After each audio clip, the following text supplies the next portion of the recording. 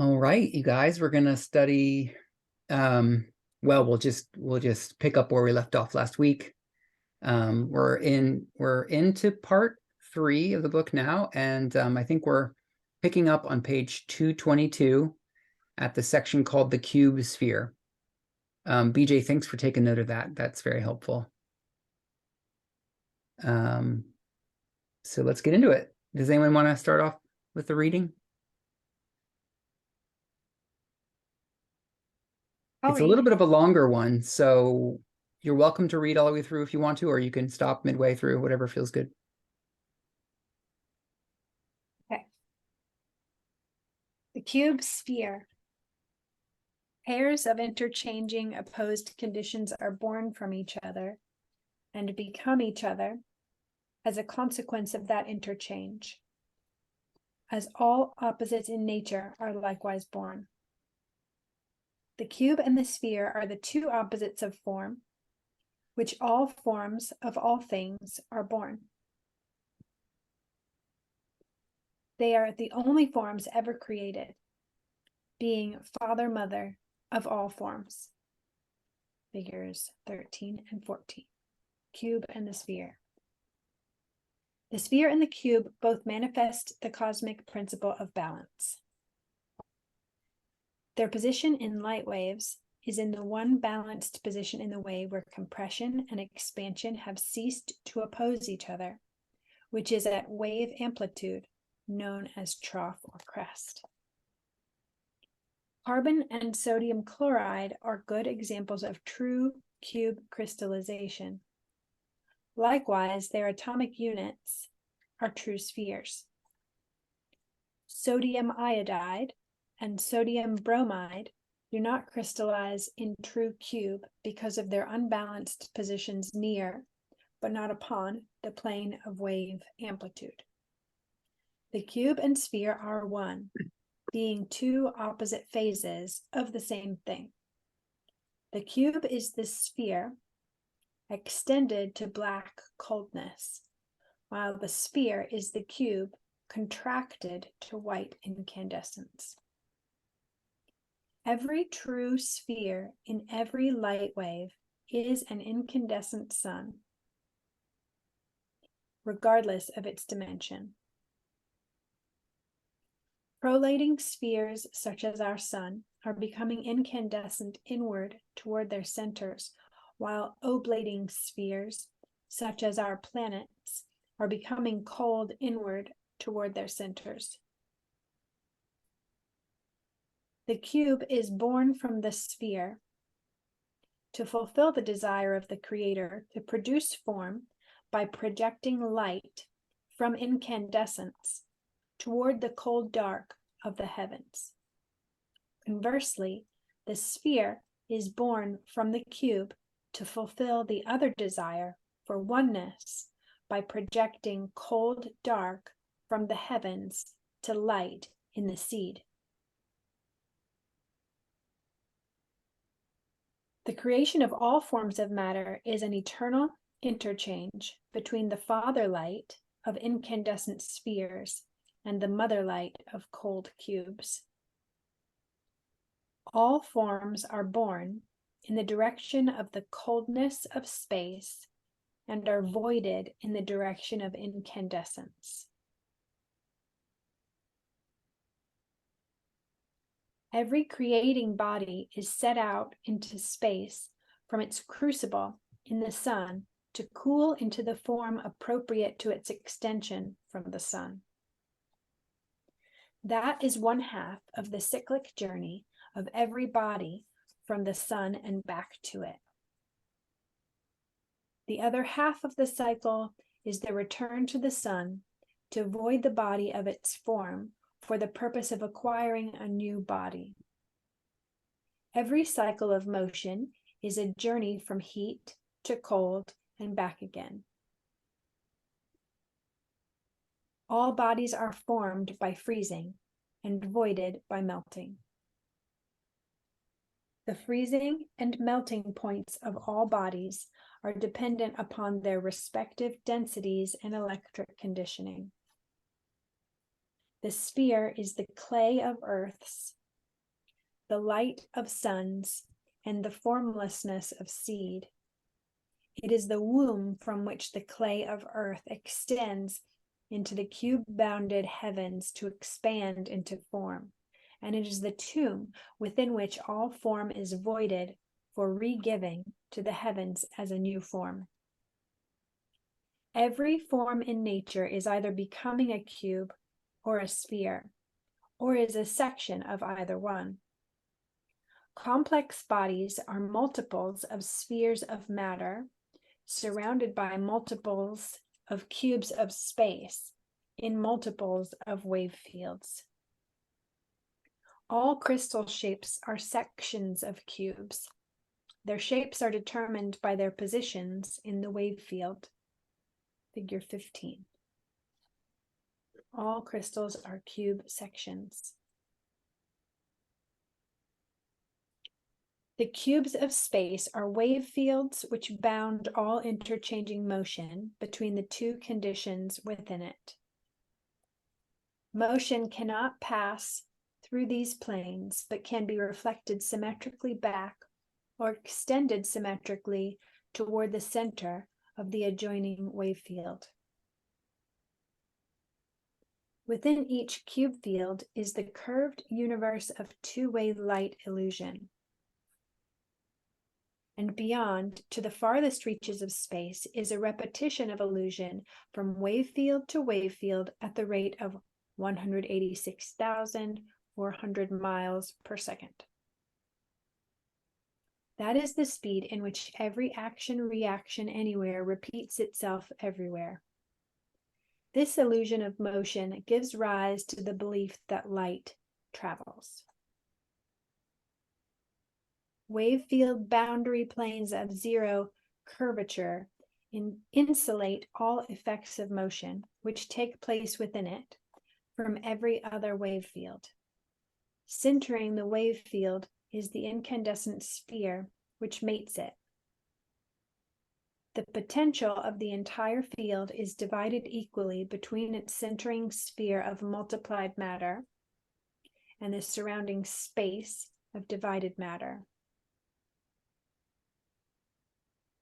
Each mate of each wave field in the universe is balanced with its opposite mate, even to the weight of one electron. The reason why the centering sphere is of high potential and its surrounding space is of low potential is due to a difference of volume. The centering sphere may be a few thousand miles in diameter and its surrounding space many millions of miles in diameter, yet they are equal, potential for potential, but unequal volume for volume. I think we should stop and talk because Great. that's a lot. Yeah, it's a And it lot. continues. Yeah, that's great. Thanks, BJ. Yeah.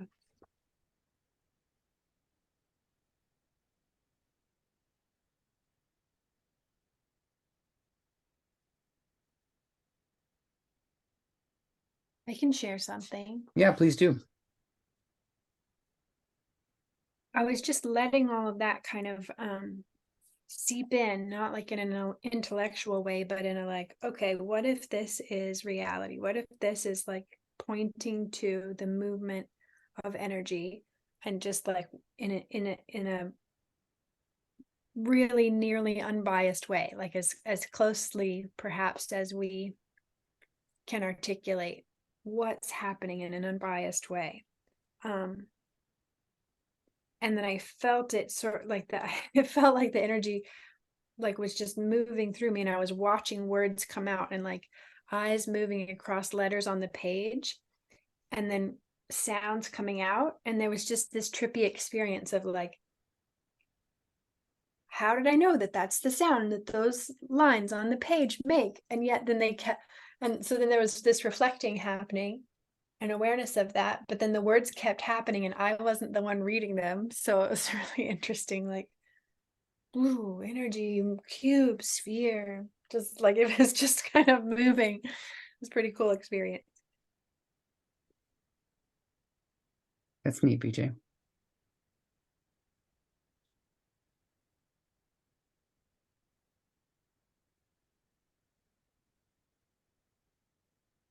I've highlighted a few things I could bring up, but I'm curious if anyone else has anything they want to start with.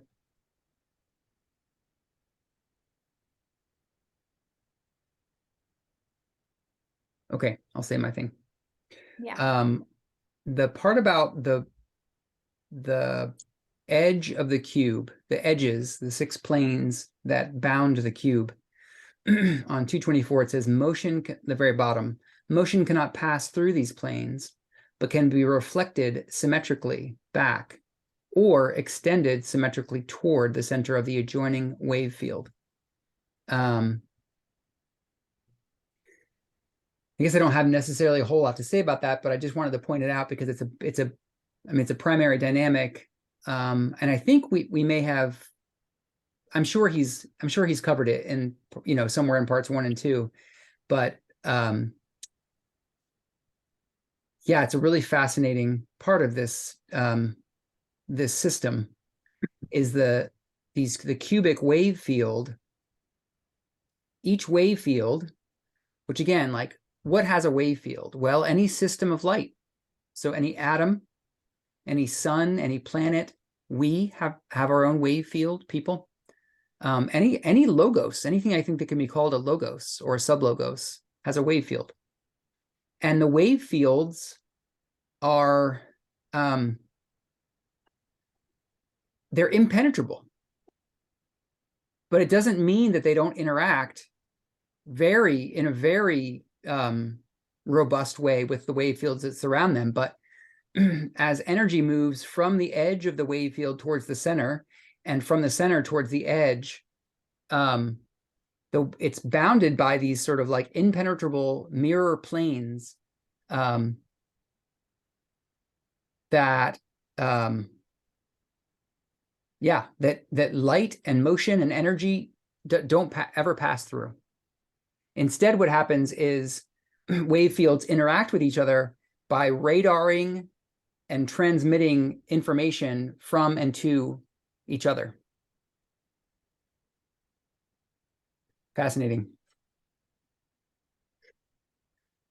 Walter Russell continues to take up this the sentence, the paragraph right below that. He talks about the illusion of light traveling. He continues to take this up, that he tries to debunk, or not debunk, but sort of unpack the misnomer that that light travels. Instead, what happens is there's wave dynamics inside each wave field, and then the information in that wave field can sort of like bump up against the next wave field and propagate from wave field to wave field, but it doesn't actually travel beyond its own wave field, the information. So how does he come up with 186,000 miles per second? I mean, I think that they've measured that. I think physicists have done experiments to measure the so-called rate of speed of light, and that's been the measurement. So I don't know if he's just taking that from the scientists who've done the measurement, or if he has some other way to know that. But he says this illusion of motion gives rise to the belief that light travels. So he's suggesting in one place that it does travel at a certain speed, but then that it doesn't actually travel. So are both of those true? I mean, the way I take it is that he's trying to explain something that we wouldn't be able to sense just with our 5 senses, which is like when the light, when our sun radiates its light and its heat, we tell the story, we experience, or our senses tell us that that light travels from the sun through cold space, and then we feel that light on our skin. But what he says instead is that it's not quite how it works. And I wish I could do a better job of explaining it, but it's like it. I can try. Go ahead, BJ. That's what I was wanting to talk about. Yeah. Or one of the things that I wanted to talk about. So one of the ways that I've made sense of it is the those little like those little balls that you can like swing one and then they hit that like there'll be like 6 balls and you just swing the one on the end and then it hits all of them, and then just the one on the end over here swings off. Like, so the motion moved through the ones that didn't move. Like they sent motion through them, and then it came out the other side. So I think it's like that. It's like this what's it called? Wave field. This wave field is sending the idea of light to this wave field, which is sending the idea of light to this wave field, which is sending the idea of to this wave field. So it seems as though this like photon moves from here to here, but it's not the same photon or something like that. That's the sense that I'm making of it. I think that's what he's trying to convey. Yeah. It's not like this light moves from here to over here. It's like the idea of light is transmitted between wave fields that don't move or something like that. And and that motion does happen at a certain rate, but the light itself isn't moving. Right. That's a good explanation, I think, PJ. Yeah, good job. Oh, thank you. Yeah. And there's something else that I wanted to say too, but I can wait if Kent wanted to say something on this, like directly related. It is directly related, yeah. Yeah, I think that's a great explanation. Thank you, BJ. And that made me think of alternating current, because that's like how alternating current works. You know, the electrons just move back and forth. You don't have an electron being sent from a generator somewhere at a coal plant being sent through the wires all the way to the end consumer. The electrons just move back and forth, you know, at the frequency of whatever the hertz is. Yeah. You know. Right. Yeah, and I So think it's kind of the thing. Yep. That's a good analogy too. And the other one he said before that we read already is the waves in the ocean. It looks like they travel from the deep ocean, they travel, you know, to the shore, but all that's happening is water is moving up and down. You know, the actual water molecules don't go from the deep ocean to the shore. They, you know, they propagate pressure waves, but the water doesn't move. The water molecules in the ocean don't like go across, you know, across the surface. They're just traveling up and down. They're bobbing in the ocean. But we look at them and it looks like the waters move, you know, those waves move from the deep ocean, they come up to the shore and they wash onto the shore. But that's not actually, you know, that's not actually what's happening. It's a bit of an illusion. And that's how light works. It's, you know, what he's saying. There's pressure, you know, there's pressure, and the pressure is information. And the information is related to the desire of God. As we read last week, the desire of God is what creates the extension, you know, how large the wave field is, depending on how big the desire is, how the pressure of the desire, the amount of love, basically. BJ. Okay, so the other thing that I wanted to say about this is that it reminds me of no surprise, it reminds me of inquiry and how our minds work, and that not like, especially the way that you were describing it, Aaron, like nothing penetrates these boundaries. That's the way that I understand our minds, that like it can seem like, for instance, you know, when I was a baby, like my mom was saying, you know, that's a banana, that's a tree, and that idea came, you know, into my head, or like then I took that idea, but I didn't. She had her idea and I picked up my own idea of banana and tree. And what's fascinating about that is then I can take responsibility for my idea, you know, even if it's like, you know, oh, you should be ashamed of yourself or whatever. Like it could be that my mom is the one who said that, or, you know, someone in my life said that, but I'm the one who picked it up. It's my independent thought, and then I can deal with that. So that just seems totally related to that. Like we in some ways like live within our own wave field of mind illusion, and it's so empowering to be able to realize like, oh, well, all of the thoughts that come in here are actually mine, you know. And I think that relates to like when people talk about negative greeting or psychic greeting or something like, oh, someone's sending me, you know, some like negative contact. I don't personally think that's how it works. Like something that's already mine may get energized and influenced, but it's already mine. And it's just, yeah, that's really exciting to me and empowering. I really appreciate that comment, BJ, about going from the more of a physical model for how this works to like to our mind and our thoughts. And I do think what you're talking about is totally related. And it's a really good, yeah, it's a really good point.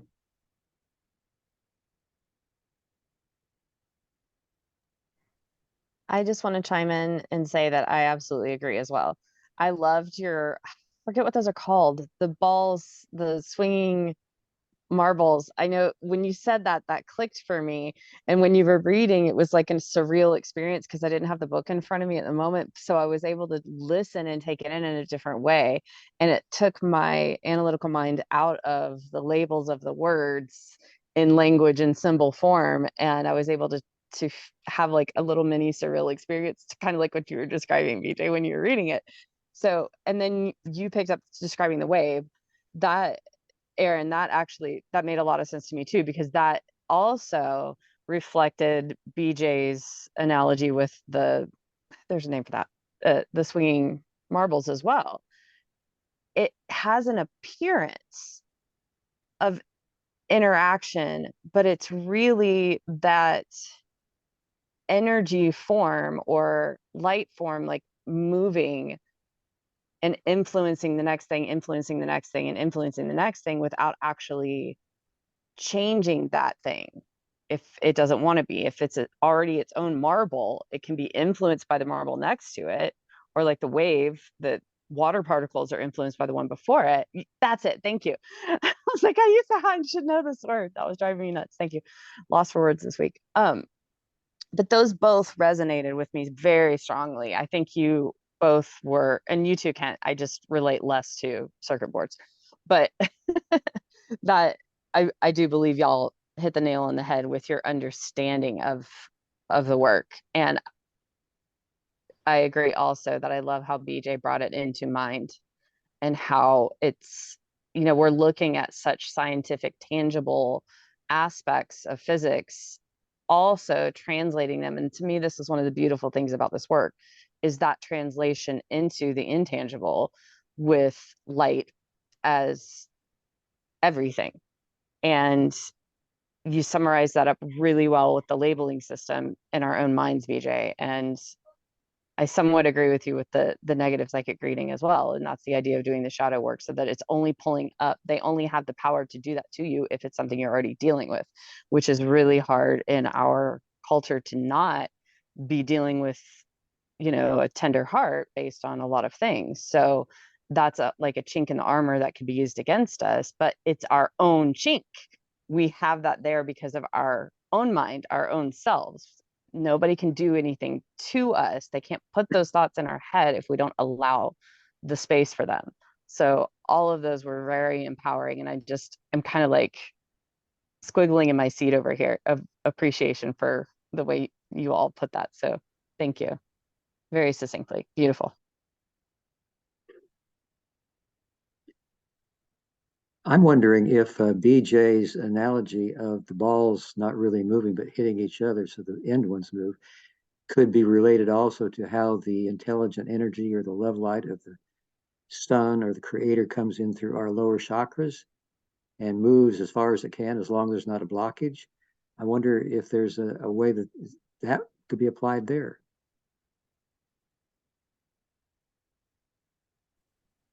I want to talk about that too. That's exciting. Yeah, there was that makes sense to me. There was a couple weeks ago, maybe even like a month ago now, I can't remember exactly what was happening. I was challenged about something, or Aaron was challenged about something. I think I had some feelings like, I was feeling sad or frustrated or something. I can't remember exactly what was happening.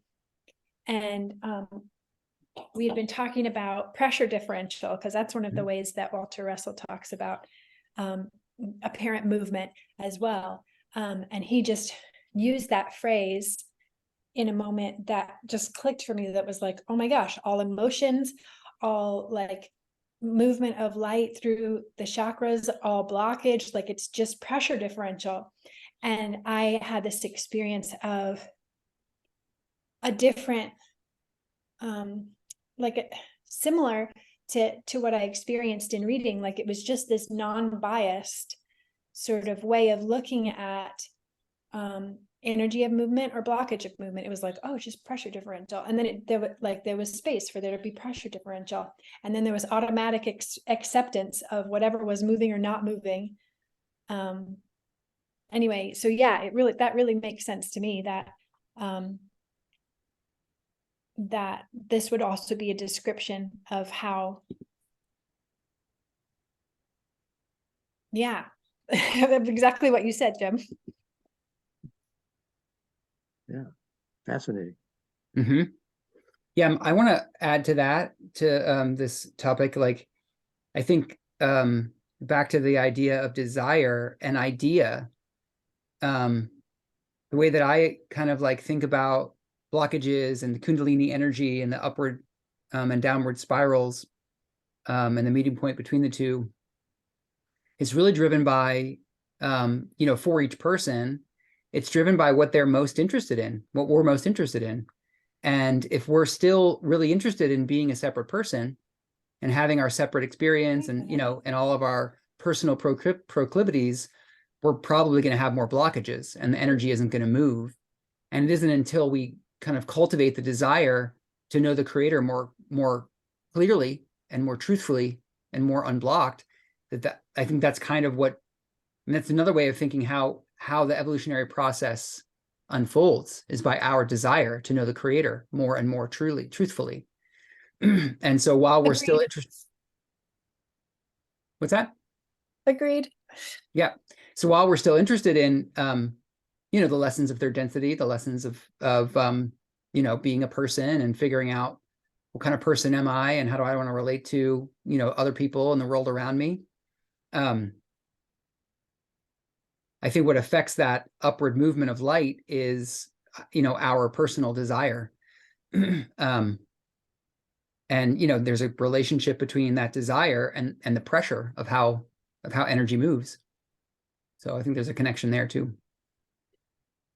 Would there also be a connection with how the spirals of light in the pyramid work? The beginning spiral at the bottom, and then the one that goes through the king's chamber up to the top and off the top. Do you think that light is?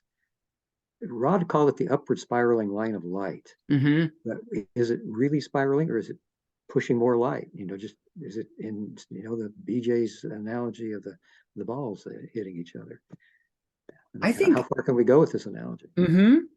I think I do think it's a real spiral, and I think if we could sort of like tune our our apparatus to see the light moving through the pyramid like Ra can, I think we would definitely perceive spiraling light, a spiral of light.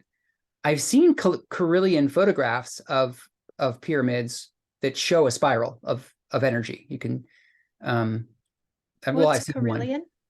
Carillion photography is photography that is perceiving electromagnetic frequencies that are not visible light. Oh, okay. So it's other frequencies of energy. So the film is like, chemically tuned to a different frequency than the regular light. So people have been able to like take photographs of people's auras, for example, or the energy around a leaf of a plant, these sorts of things. That's Carillion photography. And I saw a photograph. Now, I don't know if it's authentic or not, but it was a photograph of a pyramid, and you could see a spiral of light running right up through and out the top. It's really pretty interesting. And so given that, little piece of visual evidence I've had, and then of course my trust for Ra's descriptions of how all that works, I do think it's a spiral. Walter Russell says all motion is spiral. All motion in the universe is spiral. But then there's also, it gets complex, and Ra talks about the complexes too, and complex, which is, units of consciousness joining together to become more complex units of consciousness. So first density aggregating into multicellular organisms in early second density, that's more complex. That, that expression of life is more complex. Multicellular organisms, forming into humans, that's more complex. Humans forming into social memory complexes, it keeps getting more and more complex. And that happens at the scale of these wave fields too. All these spirals of light, they interact with each other, and the motion becomes a lot more complex pretty quickly. And so, it's rare that we're able to see the spiral motion purely in nature, but there of course are examples of it, like the hurricane and tornadoes, and when you pull the drain in your plug, you can watch the water go down. You can see pure spirals, but often the motion that we witness is complex spirals. It's like lots of different units of matter, all kind of working in concert. And so it doesn't always express, motion doesn't always express to our eyes in a purely spiral fashion, but from what Walter Russell says, all motion is spiral. So anyway, I don't know if that answers your question, but yes, I think that there's physical spiraling prana that is scooped by the pyramid. And if we had different eyes, we could see it. If we had more subtle eyes, we could see it. And yeah, I think that what drives that prana is, my understanding is it's the Earth's, what does Ra call it? The energy, I forget how they call it, Earth's energy, moving energy. Does anyone, Ra refers to like the Earth energy that the pyramids interact with. Well, we have that too. Like there's a parallel between the Earth's body and our bodies. Like there's similar dynamics. There's like yeah. Go ahead, Kent. Are you looking for the term geomagnetic energy? That isn't what I was exactly thinking. There's just some simple way that Rod talks about. They were describing how the pyramids affect the Earth, the Earth's in-streaming energies or something, outstream. I can't remember. Sorry. I think it's the balance in space of the Earth is affected by the in-streaming energies, and because of so many difficulties over thousands of years, that the Earth was out of balance, and the pyramids, there were balancing pyramids that were created in order to help balance the Earth's position in its orbit. Wow. Actual orbital position of the Earth. I didn't pick up on that. That's really fascinating. I had more thought of it as subtler than that, but that's a not so subtle effect. It's orbit. That's neat. I want to look into that. I hadn't remembered that, Jim. You remember? I remember it what was section that might balancing. be? Go ahead, Nia. Sorry, babe. I had 2 seconds to chime in. I think I remembered very specifically it had to do with balancing with the pattern of the Earth, what Jim was saying. I didn't remember it being orbital specific, but I did remember that very strongly, where they were placed specifically around the Earth's plane, the circumference of the Earth patterned to balance it. And I thought of that more as like Gaia's, like the energetic shielding that they're talking about, that the guardians are looking after, and protection of, like in a grid, like in a energetic grid format. Mm-hmm. That kind of pattern and balancing is how I perceived that. Yeah, and I think they say web, right? Energy web. They talk about Earth's energy web. Is that right? Isn't that? Yeah. In 5812, you guys, I'm just going off track here.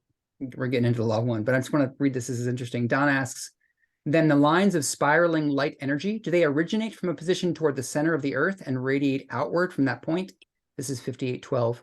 And Ross says, the pyramid shape is a collector which draws the in-streaming energy from what you would term the bottom or base and allows this energy to spiral upward in a line with the apex of this shape. This is also true if a pyramid shape is upended. The energy is not earth energy, as we understand your question, but is light energy, which is omnipresent. So that's interesting. There is a pretty strong relationship between the pyramid shape and Walter Russell's cube sphere diagram. If you go back to the beginning of our reading, to figure 12, do you guys see the pyramids in there? Oh, yeah. They're all pointing toward the center. Yeah. Yeah, there's 8, let's see, 1, 2, 3, 4, 5. Sorry, there's six pyramids all nested in a cube. And that particular angle is pretty close. It's not the same as the Giza pyramid, but it's pretty close. The Giza pyramid's a little bit more steep than that one. I did a little drawing of it one time. But you can see that the pyramid shape as it relates to this dynamic cube sphere is really key. I mean, it's right there. There's these 6 pyramids that whose base is the outer surface of the cube, and that's significant, and that's related to the pyramid technology, in my opinion. And it's related to that quote I just read. From what I understand, no matter what direction you put the pyramid, like if you're able to hold a pyramid in your hand, it still scoops the energy from the base, no matter what direction the pyramid is in. Right. So it's like it's related to the metaphysics of the cube and the pyramid's relationship to the cube and the dynamics of light. So it's not directly, my understanding of that quote we just read is that it's not like the energy was already originating from the center of the earth and just traveling outward and the pyramid catches it. It scoops it from the ever-present light that is right at the base of the pyramid and sets it in motion. Yeah. And I think it's related to the cube sphere. Shall we keep reading? That's what I was just thinking. Okay. Let's see. Did you take a note of where we left off, BJ? I lost it. Yeah, now we're at the top of 226. Okay. Neither of these mates. Bottom of 225? I have the top of 226. Neither of these mates. Okay. Anybody want to read? Yeah, I'll read. Great. Neither of these mates could sustain its separateness of condition unless it constantly interchanged to give all of itself to the other alternately in repetitive cycles. Spheres must give to cubes of space by breathing out to discharge themselves and charge space. Space must then re-give to spheres by breathing out from itself to discharge itself and recharge spheres. Each short cycle of interchange is accumulated into a longer life-death cycle in which solids entirely disappear into space, and space interchanges its potential to become solids. This principle constitutes the forever inside-out, outside-in turnings of nature, by means of which all forms sequentially appear, disappear, and reappear. The inbreathing of spheres generates low potential into high. The generative process of nature is gravitation. The outbreathing of spheres radiates high potential into low. The degenerative process of nature is radiation.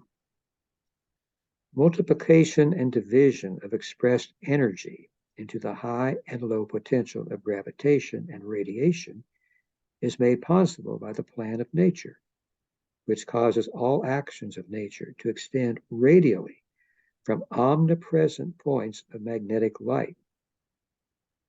Gravitation pulls spirally inward from within to wind light waves into solids to center space.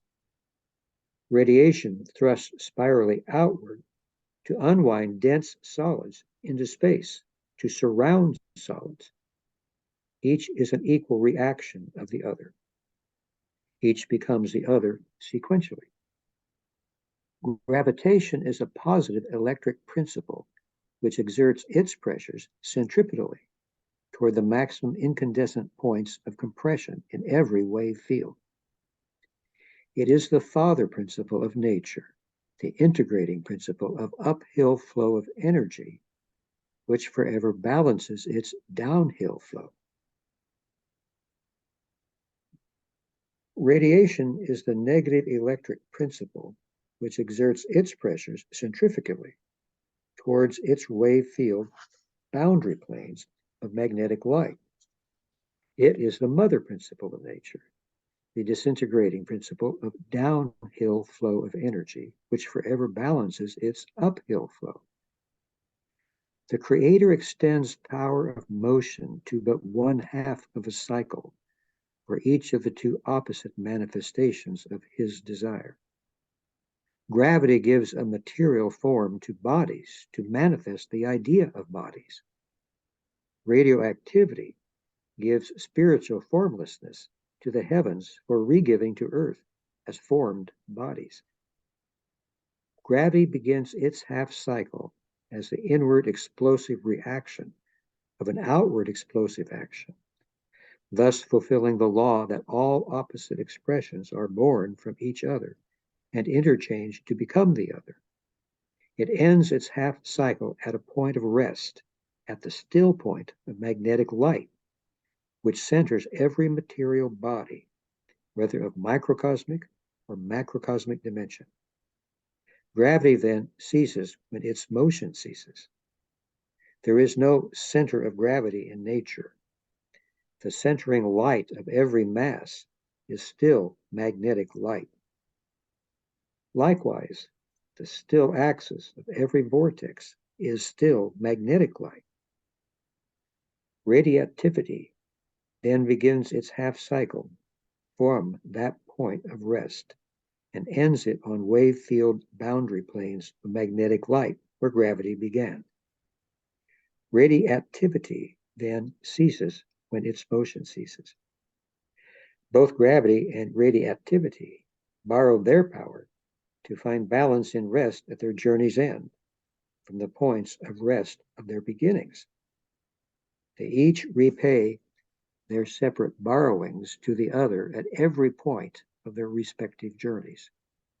Each thus perpetually voids itself by giving to the other. At each journey's end, each opposite cancels itself out by giving its all to the other. It is then reborn as the other. Everywhere in nature, each action is its own reaction. Death gives life that life may live, and life gives to death that death may die. In the Divine Iliad. So we're ready to talk a little bit more here about some of this. We're almost finished with this section. Maybe we'll just read 3 more paragraphs and then that'll be it for today. Oh, okay. Yeah. Oh, you're right. Every action in nature demonstrates this principle. A ball thrown in the air must start from a point of rest, motivated by energy borrowed from the center of gravity of this earth, which is its fulcrum. The point of rest in the thrower's hand is an extension of the earth's still center. As the ball ascends, it decelerates as it pays its borrowed energy to space, thus charging space with the borrowings of earth and equally discharging earth. When the borrowing is fully paid, the ball comes to rest. From that point, it must again borrow the energy from space, which it borrowed from earth to pay for its return to earth. Upon its accelerated journey to earth, it passes each point in the same speed it registered upon the upward half cycle, thus discharging space and equally charging earth to balance all borrowings and payings.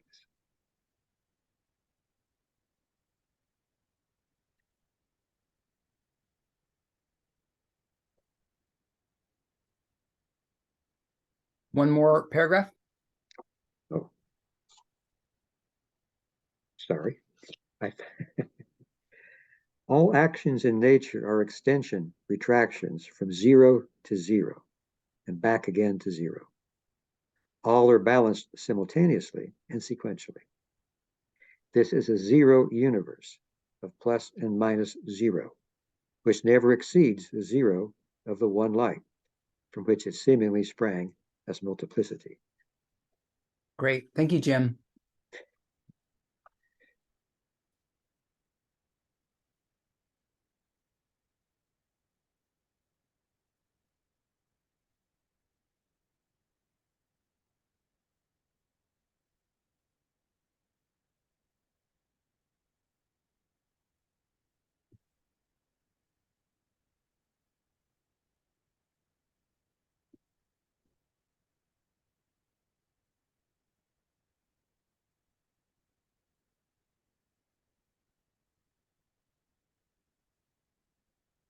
BJ, I have an inquiry related insight to share, or I'm more of a mental, interested. personal, experience. Just as we learn about ourselves that it's actually more difficult to remain in a state of stress or suffering than it is, it's it just takes so much energy to be identified. You know what I'm talking about? That whole conversation about the mind and taking on an identity and thinking we're a self and all that stuff. Well, Yeah. when we read Let me this just, part, can I just say a thing about yeah, it? yeah, Like a lot of times people in inquiring, questioning a stressful thought, and then they find more freedom. And it's like, well, gosh, it's so hard to live that way. I'm so patterned to believe that I'm not worthy or whatever. And what Aaron's saying is like, it's actually the reverse is true. It's hard to live as though I'm not worthy or whatever the thing is. Yeah. yeah. So how that relates to what we just read is, Walter Russell's describing, okay, so first there's there's the gravitative impulse to create form, and then form is unwound back into space, and it charges space, and then space then, and then it begins the pulsing breath, like Right. the cycle repeats over and over again. But that first step from the creator's mind, no form, just idea, pure idea, to translate into form, that's the uphill flow of energy. It's difficult. Like, the creator has to kind of like, the impulse has to come from the infinite source to create form, the idea of matter, which is separate from, it's a distortion of infinity. Yeah. But then the return to God, the return to formlessness is the downhill flow. Like once you've made it into form, then you just ride the wave back down to the bottom, and that's the downhill flow of energy. And when I read that part, when we were reading that part about the uphill flow of energy, it makes me think of like the uphill journey of being a separate self or something, the uphill journey of like having an identity and like holding on to who we are. It takes an effort or something. I don't know if that is making sense, but that's what came to mind for me. Totally. It connects to me to what I was thinking of too. Because so he's used the words of gravitation and radiation before.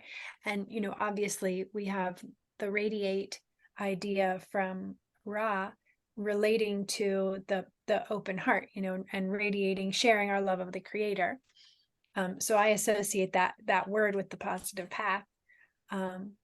Like, may I be a radiative presence. And so that was present for me, like pondering the gravitative, like self-serving of the negative path, and the radiative, giving of the positive path. Did I say that right? I think I might have switched some words, but you all know what I mean. And so then I was thinking of, how there wasn't much evolution happening on this planet when there was no veil. it was just like, oh, this is chill. There's no challenge. It's not, why would I need to go back to oneness? Like, form is cool. Yeah, I could just like lounge by the lake or whatever was going on at that time. And so there's some like purpose to challenge, like the uphill journey is purposeful because we can experience the difficulty of form and seek to evolve and remember the truth of something else, which is the interestingly the gravitative the gravitative state, in the way that Walter Russell talks about it, is the sphere, which is the sphere of light and oneness. Anyway, it's just interesting how those like, I was on a similar kind of trip about those things, like about the soul evolution, even though he wasn't talking about that at all. It's like that's where I was going to, the challenge of soul evolution. Yep. Yeah, I do a similar thing a lot where I'm trying to like discover, whether or not there are relationships between the physical model and the metaphysical, paths, the positive and negative path. And we've talked about this before once or twice on these calls where, what's the relationship between metaphysical polarity and the polarity of light? And is there even a relationship? I mean, I think there is, but I don't think it's a one-to-one correlation. But the positive path seeks the sun. The positive path seeks the oneness of the creator, the center, the unified, the unified self, the infinite self. And the negative path uses the dark, calls upon the dark power. So it seems like there's a relationship. It seems like there's a connection between metaphysical polarity and the mother and father light. But I hesitate to say it's a direct correlation, but I think there's some rich discoveries to be made there.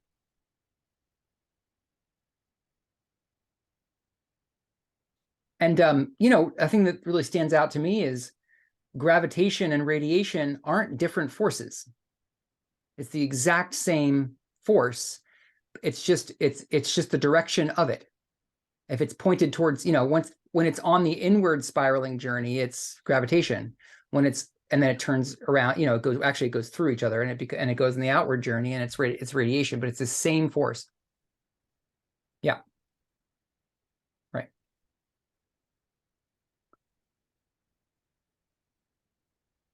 I mean, really, that's a lot of what, when I first was reading through The Secret of Light, which was the first book I read of Walter Russell's, there's just so much elegance to the system. And, somehow, so as a student of the law of one, like I'm squarely in the midst of like the middle of like all is one. Okay, so there's the principle. It's the primary principle of the law of one. Okay, that's as elegant as it gets. It's very, very simple. But here I am in this human experience where, it's like, how often is that principle really apparent to me? Or like, so I'm trying to bridge the gap. And when I found this work, it feels to me like it's a very helpful system for bridging the gap. It's like, how do we get from the massive complexity that we find ourselves in as we live our lives and navigate reality to the centering principle of the law of one, all is one? Like, how do we bridge that? Well, I find there's an elegance to this system that helps me feel like I'm at least moving in that direction of like simplifying all the complexity and back into its basic,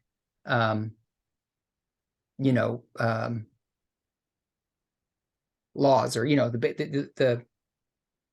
the mechanics of it.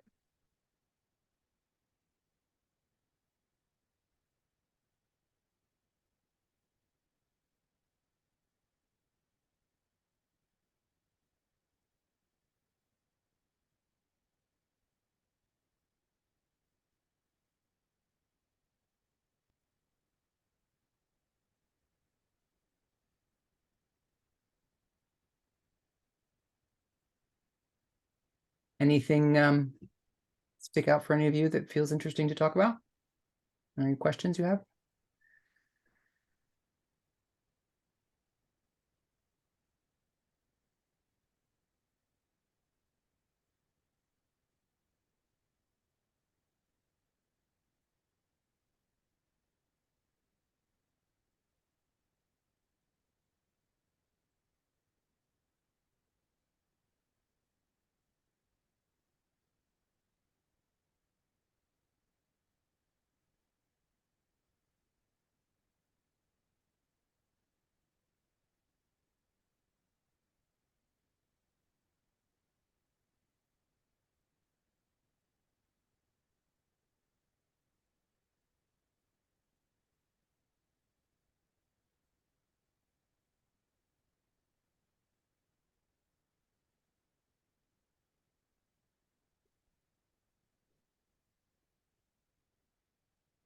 I think what you just said is the last sentence that this read. This is a zero universe of plus and minus zero, which never exceeds the zero of the one light, from which it seemingly sprang as multiplicity. Yeah. Well, and paradoxically, the zero of the one light is infinity. Yeah. I think. I mean, I really do think. Mhm. It's the source. That's the zero of the one light, capital O, capital L. That's the creator's mind. That's the creator, which is, yeah, as we know, is infinite.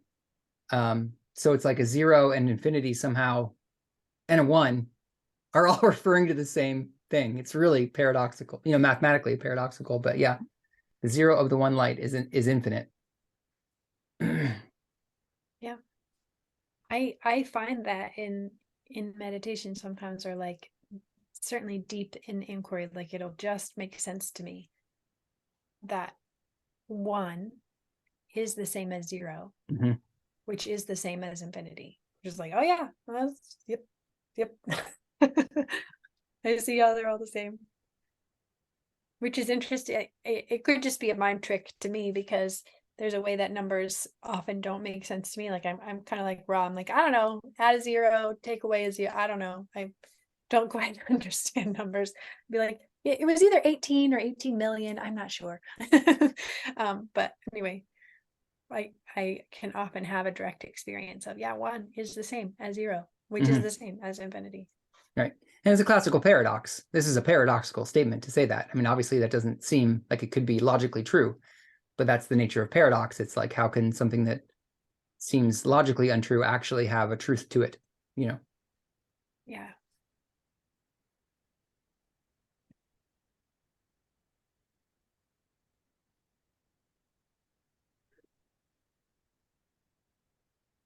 Well, my hope is that as we continue through this, it just can, it keeps getting more robust. The schema, the model, the picture, whether it's a visual picture of the cube sphere and the dynamics of the wave, or whether it's, however you form understandings, because we each form them, I think, somewhat differently from each other. But my hope is as we continue through this, it continues to like build upon the information in it, and it starts to make more and more sense. Yeah. I think that's what's happening. Cool. Me Great. too. Well, and I also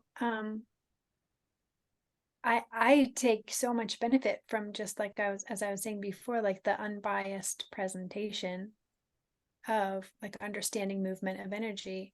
Because that's one way that I kind of look at what the spiritual journey is like dissolving identity. Like I think we're given the light of awareness of God's mind, and we focus it, and then of our own volition, usually, like totally innocently and often unintentionally, we like close down that light by thinking like, oh, I'm limited, I'm restricted, in these ways, like the ways that we're like taught by our conditioning.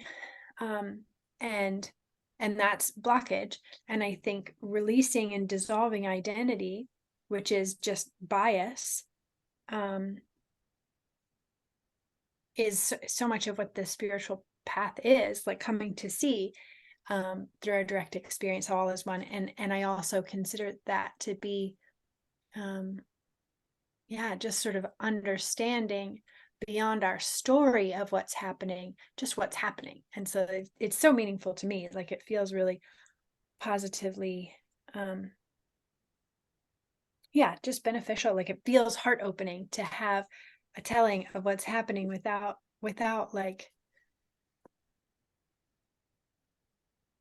labels on it, to some extent. Without like judgment. Without judgment. Without good or bad, or without right or wrong about it. It's just like, it's radiative and it's gravitative and it's moving, and it's just happening. Yeah. I resonate with what you said, PJ, a lot.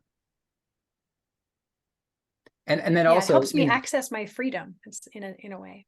Yeah, and that really was the central thing about the law of one when I first came into the law of one, was like it felt like such an upgrade to go from a moral system to a like a cosmological ethical system of the law of one, like, you know, metaphysical polarity. It's like they're both contained within the one infinite creator. It's not, you know, like negative path isn't like some mistake or something, you know. It's like, you know, it's not my choice, and I really choose to serve the light, but there's something really freeing about having a system of describing reality that includes dark people who, you know, whole civilizations that choose darkness, and being able to tell that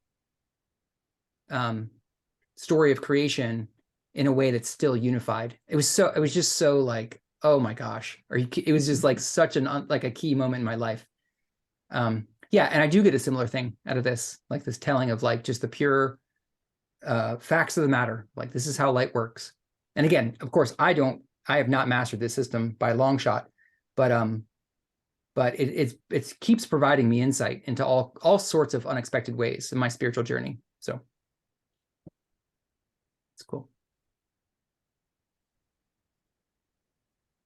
Any final comments, questions?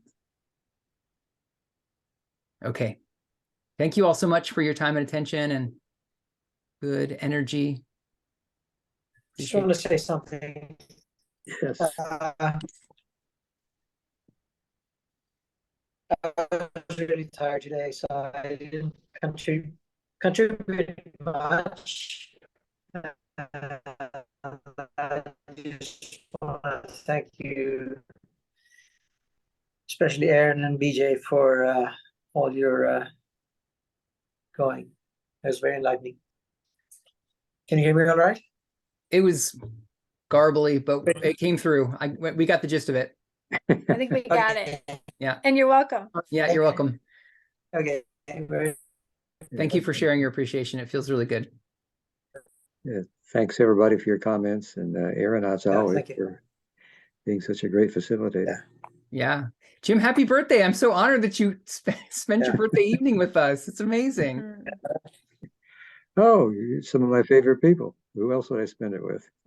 Wonderful. The Yeah. feeling is so mutual. We love you. Love you all. Love you Nia. all too. Love you all. Love y'all. Bye. Have a great Good night. night. Bye. Yeah. Good night. Bye-bye. Bye.